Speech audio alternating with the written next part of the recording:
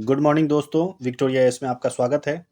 तो आज हम आपके सामने में एक नया टॉपिक लेकर आए हैं जो कि फिजिक्स से रिलेटेड है। फिजिक्स में आज हम कुछ नए टॉपिक के बारे में बात करेंगे, कुछ बेसिक्स जो कि एग्जामिनेशन पॉइंट ऑफ व्यू से काफ़ी इम्पोर्टेंट है। ठीक है, तो चलिए आज हम कौन कौन से टॉपिक पे बात करते हैं उसकी चर्चा कर लेते हैं। सबसे पहला है हमारा यांत्रिकी, यानी कि मैकेनिक्स। मैकेनिक्स की परिभाषा देखेंगे। दूसरा देखेंगे मास एंड वेट में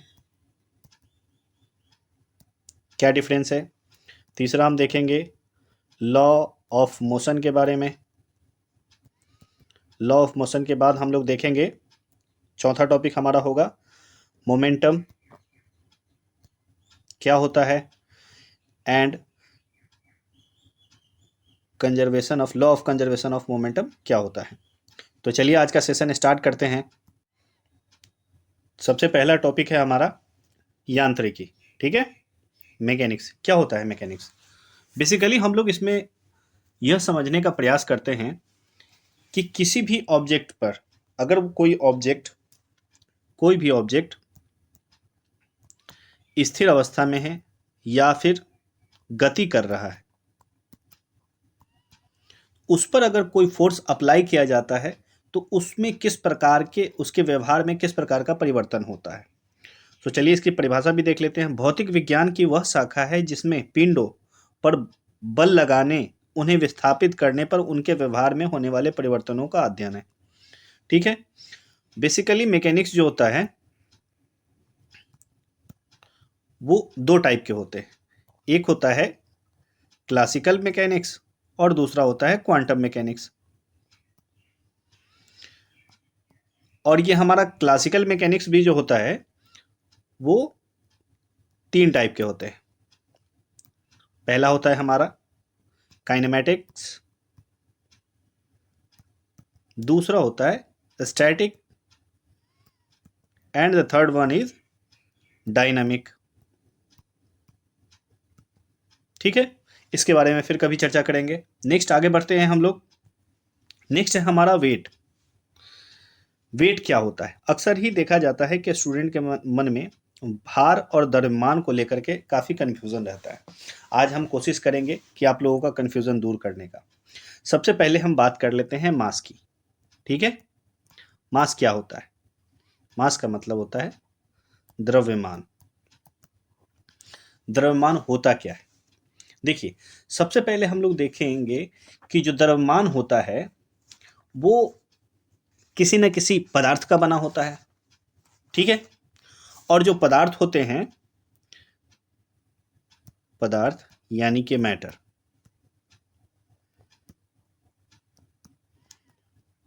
और जो मैटर होता है वो किसी न किसी एलिमेंट से बना होता है। ठीक है, यानी कि तत्व से।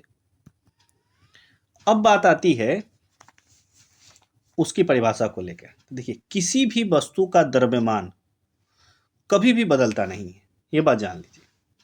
और इसको परिभाषित करने का सबसे बेहतर तरीका है कि पदार्थ की वह मात्रा जो उस वस्तु में निहित होती है। कोई भी ऑब्जेक्ट है, उसमें जो एलिमेंट पाए जाते हैं तो उसका जो मैग्नीट्यूड होता है वही उसका मास होता है। ठीक है, जो वेट होता है वह एक अदिश राशि होता है। अब चलिए बात करते हैं भार की। भार क्या होता है, वेट क्या होता है।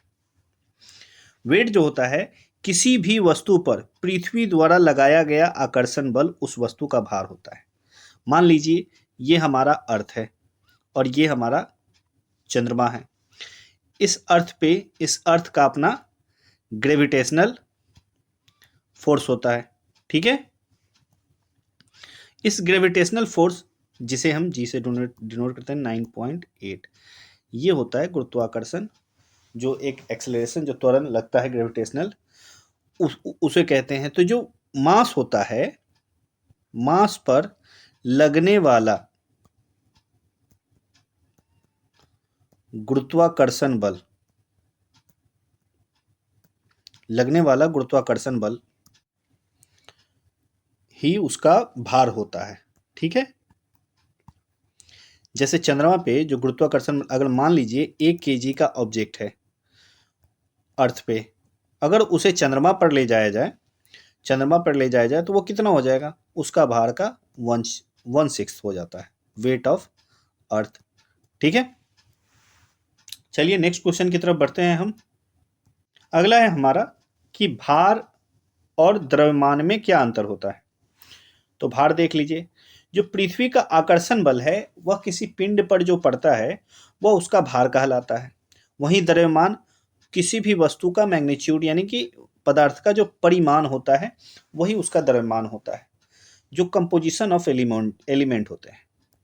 ठीक है, कंपोजिशन ऑफ एलिमेंट का भार ही,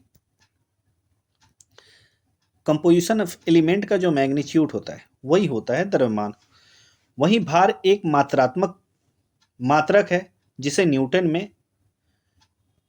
में सूचित किया जाता है। इसका द्रव्यमान का जो मात्रक है वो ग्राम या किलोग्राम में अभिव्यक्त होता है।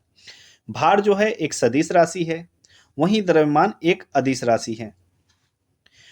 वस्तु का भार भिन्न भिन्न स्थानों पर भिन्न भिन्न हो सकता है।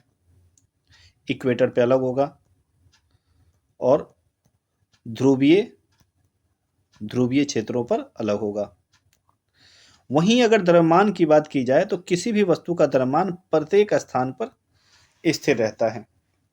ठीक है, अब हम बात करने जा रहे हैं what is the difference between distance and displacement. दूरी और विस्थापन में क्या अंतर है। जब एक वस्तु एक बिंदु से दूसरी बिंदु तक चलती है, वस्तु द्वारा तय की गई जो दूरी है उसकी जो वास्तविक लंबाई को ही डिस्टेंस कहते हैं।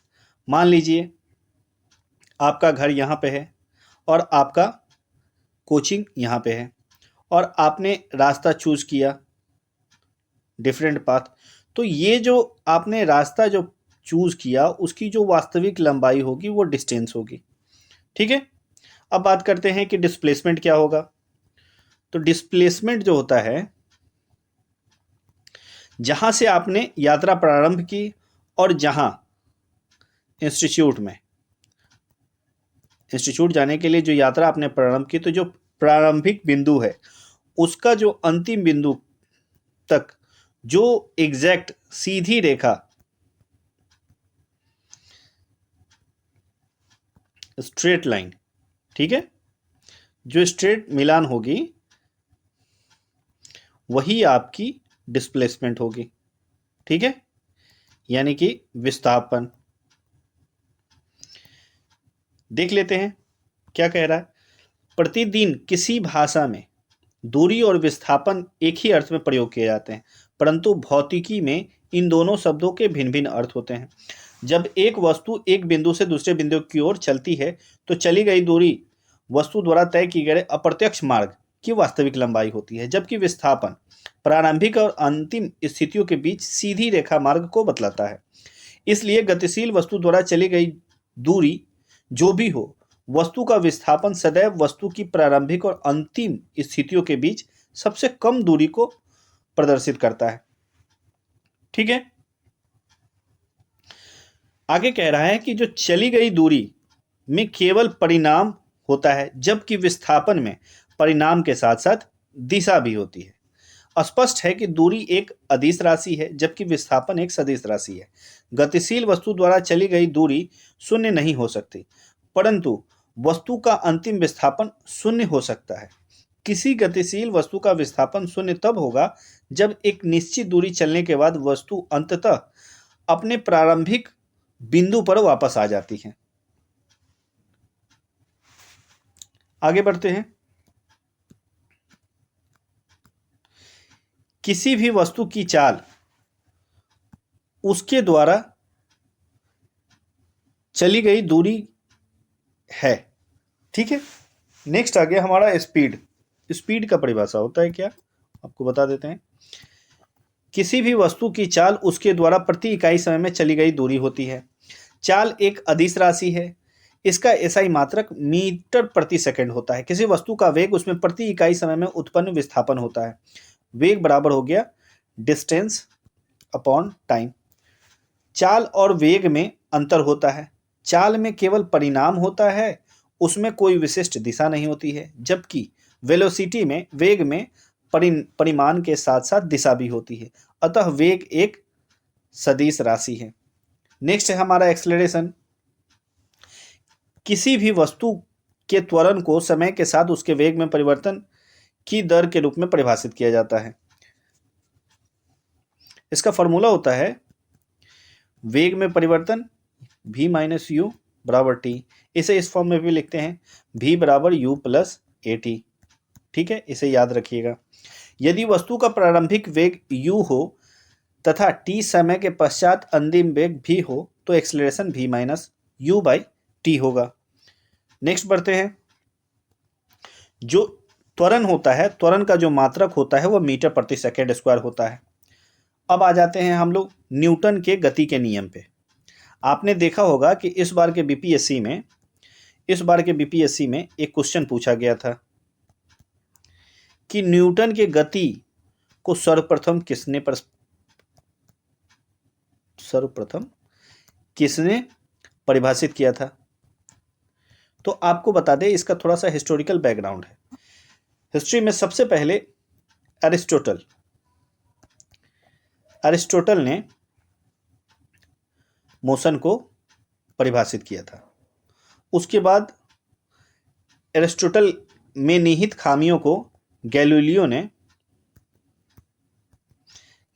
ने दूर करते हुए लॉ ऑफ इनर्शिया जिसे जड़त्व का नियम भी कहते हैं, जड़त्व का नियम प्रतिपादित किया और first law of motion Newton से पहले दिया था। यही हमारा बीपीएससी का क्वेश्चन है, जिसमें पूछा गया था कि जो फर्स्ट लॉ ऑफ मोशन सर्वप्रथम किसने परिभाषित किया था। तो चलिए न्यूटन की बात करते हैं। न्यूटन का फर्स्ट लॉ ऑफ मोशन क्या है। न्यूटन ये कहता है कि न्यूटन का जो फर्स्ट लॉ की बात कर रहे हैं, उसके फर्स्ट लॉ को लॉ ऑफ इनर्शिया भी कहते हैं। ठीक है, इसे आप लोग याद रखें। वो फर्स्ट लॉ में कहता है कि यदि कोई वस्तु स्थिर अवस्था में है तो वह स्थिर अवस्था में रहेगी, अगर कोई गतिमान वस्तु है तो वह हमेशा गतिमान ही रहेगी। यही है इसका फर्स्ट लॉ ऑफ मोशन। देख लेते हैं इसमें क्या बताया गया है। प्रथम नियम के अनुसार कोई विराम वस्तु विराम ही बनी रहेगी और गतिमान वस्तु निरंतर एक समान चाल से सीधी रेखा में गतिमान रहेगी जब तक उसकी विरामावस्था या एक समान गति की अवस्था में परिवर्तन के लिए बाहरी बल के द्वारा उसे बाध्य नहीं किया जाता। उल्लेखनीय है कि किसी के विरामावस्था रहने की अथवा यदि गतिमान है तो एक सीधी रेखा में निरंतर गतिमान रहने की प्रवृत्ति जड़त्व कहलाती है। यही है लॉ ऑफ इनर्शिया, जड़त्व का नियम। ठीक है, नेक्स्ट बढ़ते हैं। वास्तव में द्रव्यमान किसी वस्तु के जड़त्व की माप है। वस्तु में यदि अधिक द्रव्यमान होता है तो उसमें जड़त्व भी अधिक होता है। जैसे हम लोग देखते हैं कि जब भी कभी हम लोग बस वगैरह पर ट्रेवल करते हैं और बस अचानक से बढ़ती है तो हम लोग पीछे की तरफ हो जाते हैं, तो वो हमारा जो है वो यथास्थिति जो शरीर है यथास्थिति में बने रहना चाहता है, यानी कि स्थिर अवस्था में है तो स्थिर ही रहना चाहता है, जिसके कारण जो बस जैसे ही आगे बढ़ती है तो एक फोर्स लगता है जिसकी वजह से हम लोग पीछे हो जाते हैं। आगे बढ़ते हैं। नेक्स्ट है हमारा न्यूटन की गति का सेकेंड नियम। न्यूटन की गति का सेकेंड लॉ क्या कहता है। आसान है, कुछ ज़्यादा टफ नहीं है। अगर आप लोगों को शायद आप लोग पता होगा, फिर भी हम लोग एक बार रिवीजन करते हुए चल रहे हैं। देखिए, सेकेंड लॉ कहता है किसी भी वस्तु पर बाह्य बल लगाने से उसकी गति में परिवर्तन होता है। गति में परिवर्तन होने का अर्थ है वस्तु में त्वरण के उपस्थित होने से है। इसे इस तरह भी डिफाइन करते हैं कि what is second law of motion में the rate of change of linear momentum. इसे इस तरह से डिफाइन करते हैं, F is equals to D P upon D T. ठीक है, और ये p होता है संवेग, संवेग का वैल्यू होता है एम भी। तो जैसे ही हम लोग f बराबर एम भी करेंगे अपॉन टी, तो D B upon D T क्या हो जाता है हमारा, त्वरण। इसलिए फॉर्मूला आता है f is equals to M into A. ठीक है, आगे क्या कहता है न्यूटन के सेकेंड लॉ में कि न्यूटन के गति के प्रथम नियम से यह स्पष्ट है कि किसी वस्तु पर बाह्य बल लगाने से उसकी गति में परिवर्तन होता है। गति में परिवर्तन होने का अर्थ है वस्तु में त्वरण के उपस्थित होने से। अतः किसी वस्तु पर बल लगाने से उसमें त्वरण उत्पन्न होता है। प्रयोग द्वारा यह देखा गया है कि किसी भी वस्तु पर आरोपित बल F उस वस्तु के द्रव्यमान मास और वस्तु में बल की दिशा में उत्पन्न त्वरण के गुणनफल के बराबर होता है। F is equals to M into A. इस समीकरण को ही न्यूटन की गति का दूसरा नियम कहते हैं। बल का ऐसा मात्रक न्यूटन है। एक न्यूटन वह बल है जो 1 किलोग्राम द्रव्यमान की वस्तु पर लगाए जाने पर उसमें 1 मीटर प्रति सेकेंड स्क्वायर का त्वरण उत्पन्न होता है। चलिए न्यूटन की गति का तीसरा नियम देखते हैं। न्यूटन की गति का जो तीसरा नियम है वो कहता है every action is equal and opposite reaction. गति के तृतीय नियम के अनुसार जब कभी भी एक वस्तु किसी दूसरी वस्तु पर बल लगाती है तो दूसरी वस्तु भी पहली वस्तु पर बराबर और विपरीत दिशा में बल लगाती है। जैसे देखें, इस प्रकार देख सकते हैं आप, जैसे आप देख सकते हैं कि ये एक ऑब्जेक्ट है। ठीक है, ये एक ऑब्जेक्ट है और इधर से एक ऑब्जेक्ट आ रहा है, दोनों आपस में कोलिजन हो रही है। ठीक है,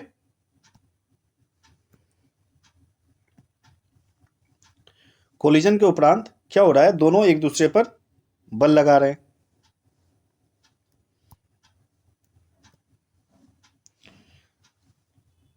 और दोनों एक दूसरे पर विपरीत दिशा में फोर्स अप्लाई कर रहे हैं। ठीक है, तो न्यूटन का जो सेकेंड लॉ है, थर्ड लॉ है, वो कहता है कि if there is an action then there will be equal and opposite reactions.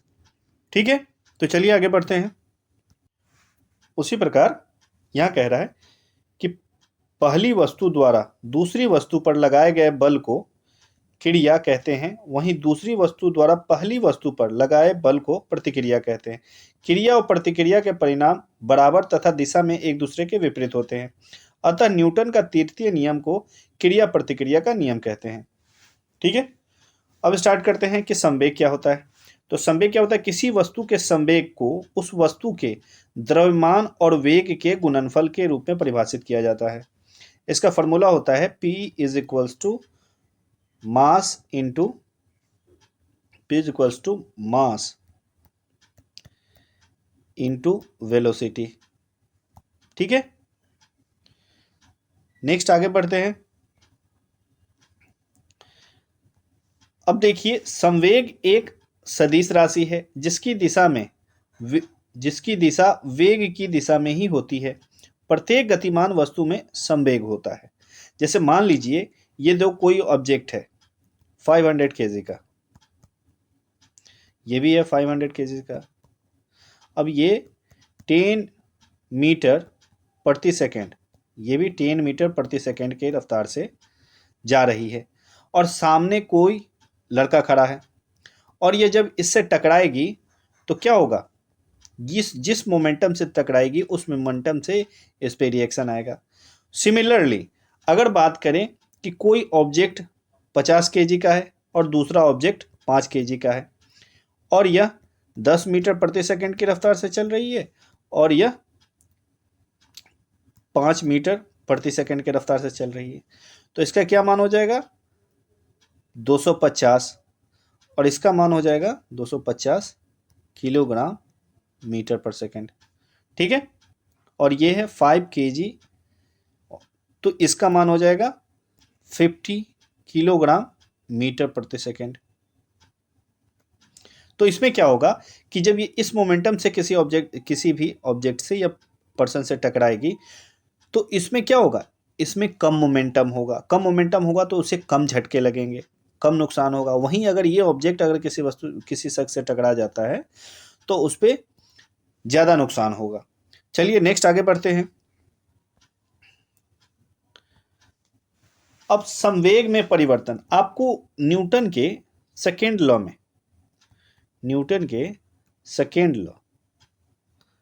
में इसको बताया गया था कि संवेग में परिवर्तन क्या होता है। चलिए इसमें देख लेते हैं। किसी वस्तु के संवेग परिवर्तन की दर वस्तु पर लगे बाह्य बल के समानुपाती होता है। संवेग में परिवर्तन सदैव बल की दिशा में ही होता है।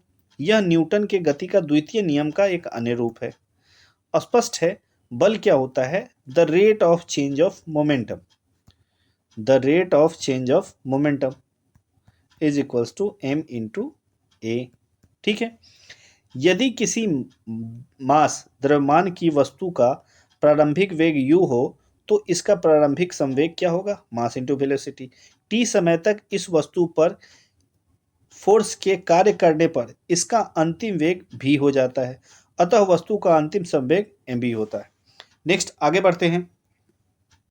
इसी तरह इसको परिभाषित किया गया है कि जो बल होता है जो संवेग में परिवर्तन की दर के समानुपाती होता है, जिसे k कांस्टेंट एसआई मात्रक के रूप में स्थिरांक k का मान 1 होता है। सो हमारा नेक्स्ट फॉर्मूला हो जाएगा F इंटू एम ए, जो कि न्यूटन की गति का द्वितीय नियम है। अब नेक्स्ट है हमारा topic law of conservation of momentum. पिछली वीडियो में हम लोगों ने देखा था कि जो दो ऑब्जेक्ट आपस में टकरा रहे थे, उस ऑब्जेक्ट का मास m1 और ये m2, दोनों एक दूसरे पर जिस मोमेंटम से टकरा रहे थे, टकराने के बाद उन दोनों के मोमेंटम में किस प्रकार का चेंजेज आता है। तो law of conservation of momentum हमें यही बताता है कि जब कोई भी दो ऑब्जेक्ट आपस में टकराते हैं तो उसका जो मोमेंटम होता है ऑलवेज समान होता है, सेम होता है। कैसे होता है, चलिए हम लोग देखते हैं कैसे होता है। जैसे मान लीजिए कोई ऑब्जेक्ट एक है m1 और कोई ऑब्जेक्ट है m2। न्यूटन का जो थर्ड लॉ है,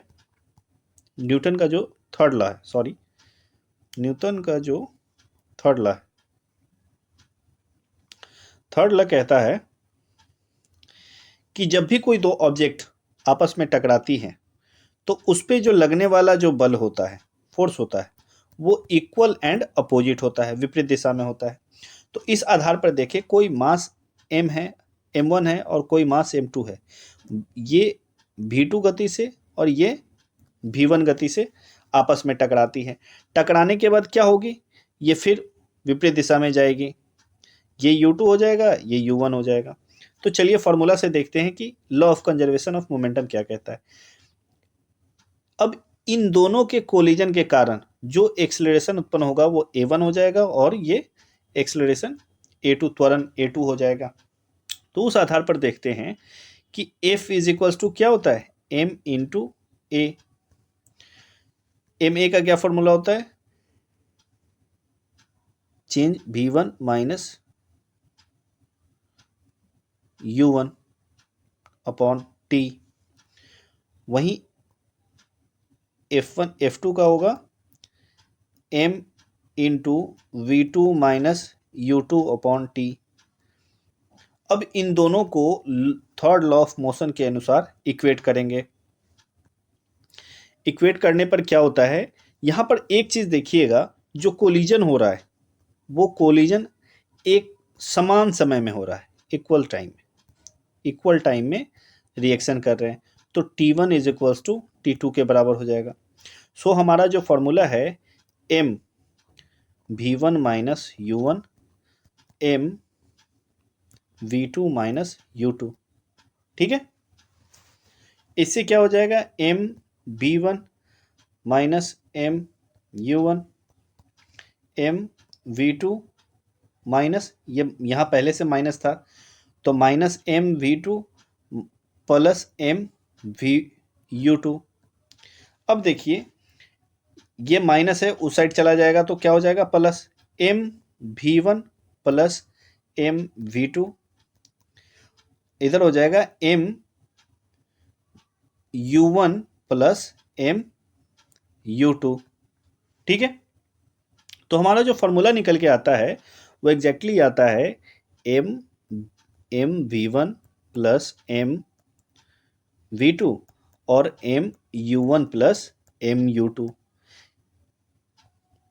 यही हमारा law of conservation of momentum है।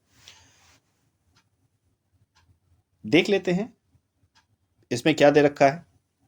तो कहता है यदि दो या दो से अधिक पिंडों के समुदाय पर कोई बाह्य बल कार्य न करे तो समुदाय का संयुक्त संवेग स्थिर बना रहता है। इसे ही संवेग के संरक्षण का नियम कहते हैं। ठीक है, तो आज का सेशन इतना ही रहने देते हैं। नेक्स्ट टाइम हम आगे रिवीजन करेंगे और उसके साथ साथ क्वेश्चन भी करेंगे। धन्यवाद। अगर आपको वीडियो अच्छा लगा तो प्लीज़ सब्सक्राइब करें।